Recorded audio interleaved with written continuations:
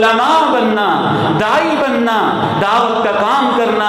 پھر اس دین کے علم پہ عمل کرنا، پھر اس کو لوگوں تک پہنچانا، پھر اس کی راہوں میں مشکلیں برداشت کرنا، پھر ہر کڑیاں بھی لگیں تو برداشت کر لینا، پابند سلاسل بھی ہوں تو برداشت کر لینا، سلاخوں کے پیچھے بھی جانا پڑے تو برداشت کر لینا، دین کے سودے نہ کرنا،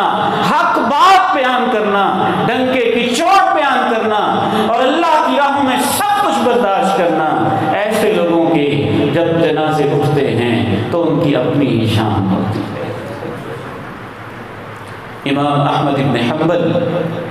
رحمہ اللہ تعالی اتنی آزمائشیں آئیں، اکیلے رہ گئے،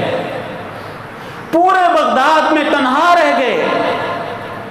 کچھ علماء دب گئے، کچھ پریشر میں آ گئے، کچھ رجوع کر گئے، کچھ حکومت میں چلے گئے، کچھ حکومت والوں کے جوتے اٹھانے لگ گئے اور ان کی کاسہ لیسی کرنے لگ گئے۔ امام احمد ڈنکے کی چوٹ جسے حق سمجھا اسے بیان کرتے رہے۔ حکومت وقت کہتی تھی امام صاحب ہماری مرضی کے مطابق مسئلے بیان کرو، امام صاحب کہتے تھے جو مرضی کر لو، اللہ کے قرآن کی آیت، اللہ کے پیغمبر کی حدیث پیش کرو، اگر وہ آ جائے گی موقف بدل لوں گا، جب تک آیتوں حدیثوں کے خلاف تم اپنا حکومتی موقف بیان کرتے رہو۔ لیکن احمد بن حنبل قرآن و حدیث کے خلاف نہیں جا سکتا، جیل میں بھیجا، کوڑے لگے۔ تاریخ کہتی ہے امام احمد کو وہ کوڑے لگائے جاتے تھے، جلاد کہتا ہے اگر وہ ہاتھی کو بھی لگائے جاتے تو اس کی جلد بھی پھٹ جاتی۔ امام احمد بن حنبل تنہا رہ گئے، لوگ تانے دیں امام صاحب ایک مسئلہ ہے، پوری دنیا مخالف ہے، کوئی نہیں آپ ایسے نہیں، تھوڑا سا ایسے بیان کر دیں، چلیں خاموشی اختیار کر لیں، چپ بھی ہو جائیں، ہر ایک کا کام نہیں ہوتا۔ میں یہاں اپنے طلبہ کو کہنا چاہوں گا ٹھیک ہے کچھ کمزور ہوتے ہیں، چپ کر جائیں، ان کو بھی اللہ شاید معاف کر دے گا، بلکہ اللہ معاف کر ہی دے گا جن میں اتنی ہمت نہیں ہے۔ لیکن جو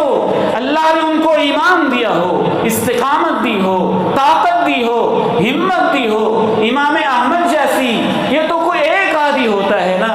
امام احمد بن حنبل رحمہ اللہ ڈٹے رہے حتیٰ کہ امام احمد رحمہ اللہ کو لوگ تانے دینے لگے اکیلے رہ گئے ہو۔ امام احمد ان کو جواب دیتے میں اکیلا ہوں یا تم اکیلے ہو، اس کا فیصلہ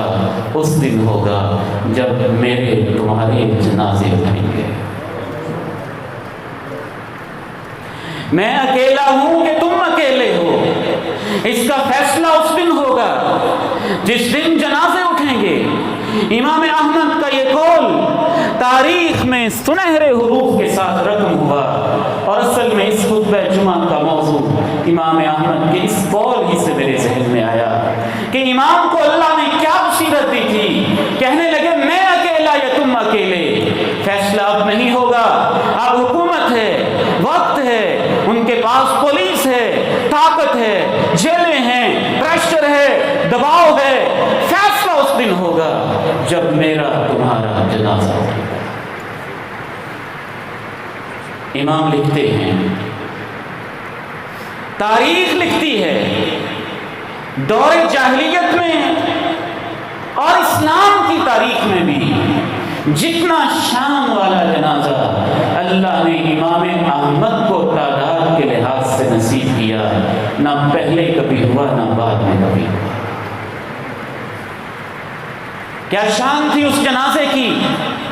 امام احمد بن حنبل کا جب جنازہ اٹھا، وقت کے حاکم نے کہا اندازہ لگاؤ کتنے لوگ جنازے میں شامل ہوئے ہیں۔ بغداد کے ہر گھر میں دروازے کھولے ہوئے،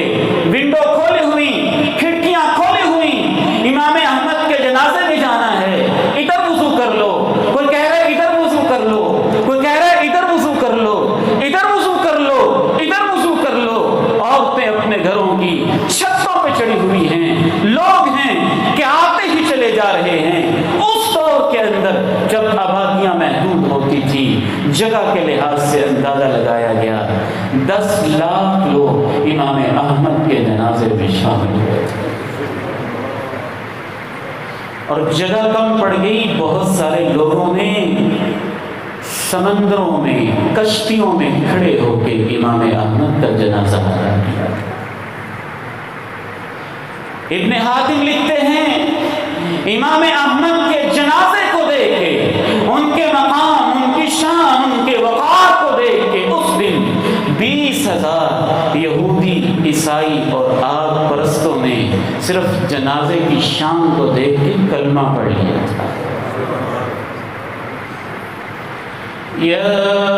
ایھا الذین آمنوا اتقوا اللہ حق تقاتہ